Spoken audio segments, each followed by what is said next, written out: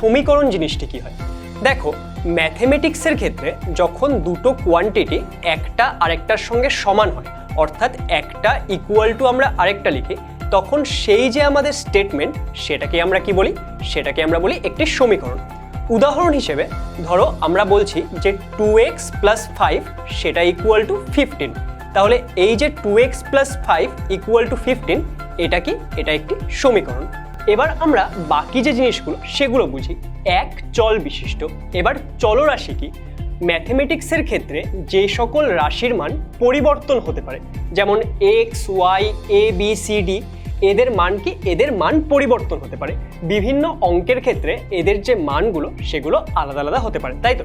তাহলে এই যে রাশিগুলি, এদের আমরা কি বলবো, এদের আমরা বলবো চলরাশি।